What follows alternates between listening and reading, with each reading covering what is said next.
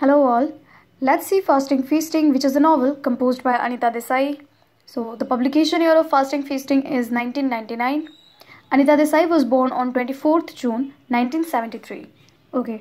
So this novel is divided into two parts. जो first part है उसकी setting India में की गई है, सेकंड पार्ट की सेटिंग अमेरिका में की गई है. So you'll see two families there and with the help of these two families Desai जो है वो डिफरेंट कल्चर्स को दिखाती है, डिफरेंट कस्टम्स एंड ट्रेडिशंस को दिखाती हैं. ऑल्सो इन दो फैमिलीज के बीच में क्या सिमिलरिटीज़ हैं वो भी दिखाती है.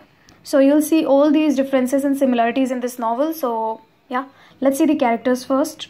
Okay, so she is Uma जो है वो प्रोटैगनिस्ट है इस नॉवल की.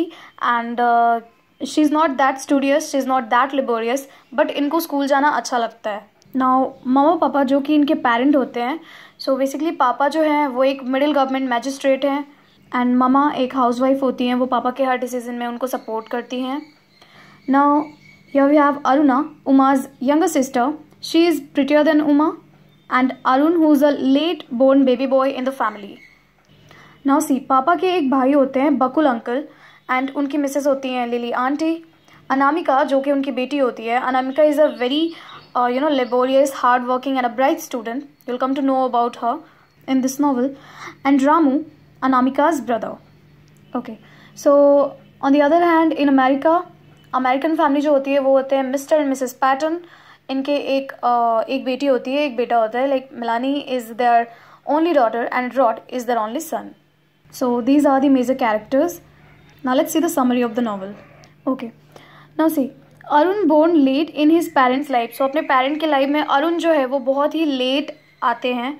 Now as he is a baby boy, Uma जो कि घर की बड़ी बेटी होती है, she is suppose to leave her schooling and ऐसा सपोज किया जाता है कि उनको अपनी पढ़ाई छोड़ के अरुण की टेक केयर करनी चाहिए. बट देन उमा जो होती हैं वो इस चीज़ के लिए रेडी नहीं होती हैं. She rushes to mother Agnes. Now who is mother Agnes, ये हमारी नेक्स्ट कैरेक्टर है. Mother Agnes is a teacher of convent school. So convent school जहाँ पे उमा पढ़ती हैं वहाँ की टीचर है मदर एग्नेस. एंड उमा इनके पास जाती हैं. She pleaded mother Agnes to convince मामा पापा, but then as it is a family matter. So mother Agnes जो हैं वो बिल्कुल ही पावरलेस होती हैं इन चीज़ों में एंड वो उमा की हेल्प नहीं कर पाती. सो उमा फेल्स एंड अल्टीमेटली उनको अपना स्कूल छोड़ना पड़ता है और उनकी टेक केयर करनी पड़ती है एंड घर में रह के घर के सारे काम करने पड़ते हैं. On the other hand Anamika जो कि कज़न सिस्टर होती है अरुण, उमा एंड अरुणा की, she works really hard and hold a scholarship to Oxford university which is very prestigious. But इनकी जो फैमिली होती है like Bakul uncle and Lily aunty, वो अलाउ नहीं करते इनको अपनी स्टडीज़ परस्यू करने की एंड अपने स्टडीज़ को कंटिन्यू करने की, और वो इनकी शादी करा देते हैं with a wealthiest and most educated man.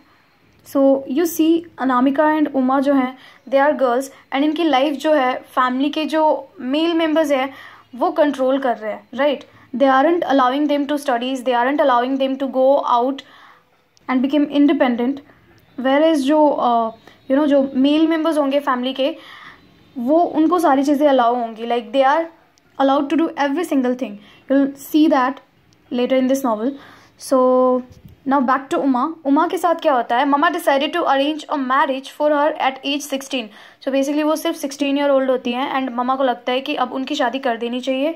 Uma से पूछा नहीं गया if she is ready or not, क्योंकि ये घर के पेरेंट्स जो होते हैं या जो बड़े होते हैं उनका डिसीजन होता है.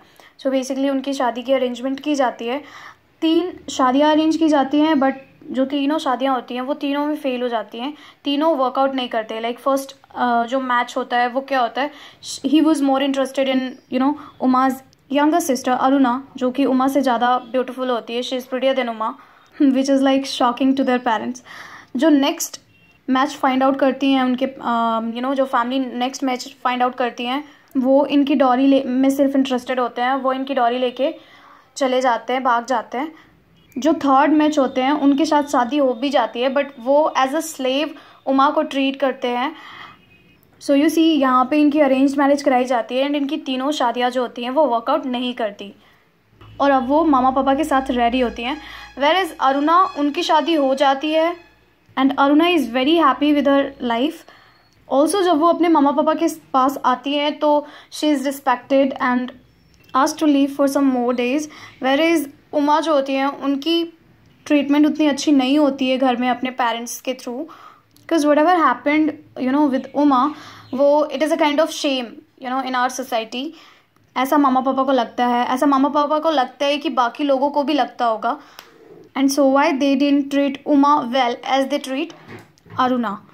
Now see here we have one more character, Meera मासी। So who is Meera Masi? She is a widowed religious wife of an elder cousin of Papa's family. ये पापा की फैमिली से बिलोंग करती हैं, ये एक विधवा है, she is a widower, and ये बहुत ही रिलीजियस है। इनका जो मैक्सिमम टाइम है वो प्रेयर्स में एंड मेडिटेशन में स्पेंड होता है। ऑल्सो क्योंकि ये बहुत ही धार्मिक टाइप की हैं, तो ये काफ़ी ट्रैवल करती हैं, आश्रम्स वगैरह में जाती हैं।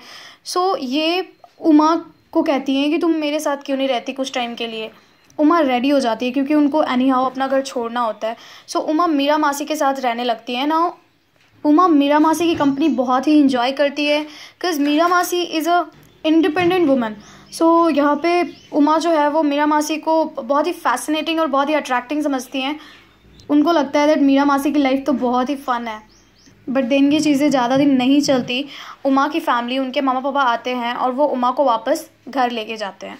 सो बेसिकली उमा की जो लाइफ है, उमा की जो फेट है, उमा का जो भाग्य है वो काफ़ी ख़राब है, right? This is what you think, but ऐसा एक्चुअली नहीं होता है। एटलीस्ट उमा की लाइफ जो है वो अनामिका की लाइफ से बेटर होती है, बिकॉज अनामिका को लेके एक न्यूज़ आता है दैट अनामिका इज़ नो मोर। यहाँ पे सब बड़े सरप्राइज हो जाते हैं, but if you see Anamika की फैमिली उतनी अच्छी नहीं होती। इनके हस्बैंड एंड इनके इन लॉज के थ्रू इनको उतना अच्छा ट्रीटमेंट नहीं मिलता। ऑल्सो ये नॉवल में क्लियर नहीं है कि अनामिका अनामिका ने सुसाइड किया था या इनको मारा गया था। सो यू सी द वन जो अपनी लाइफ में बहुत कुछ कर सकती थी, बहुत कुछ अचीव कर सकती थी, is no more, only because उनके फादर ने उनको पढ़ना अलाउ नहीं किया और उनकी शादी करा दी। यहाँ एक और कैरेक्टर की एंट्री होती है, doctor Dutt. So who is doctor Dutt? A local female doctor stops by Mama Papa to offer Uma a job.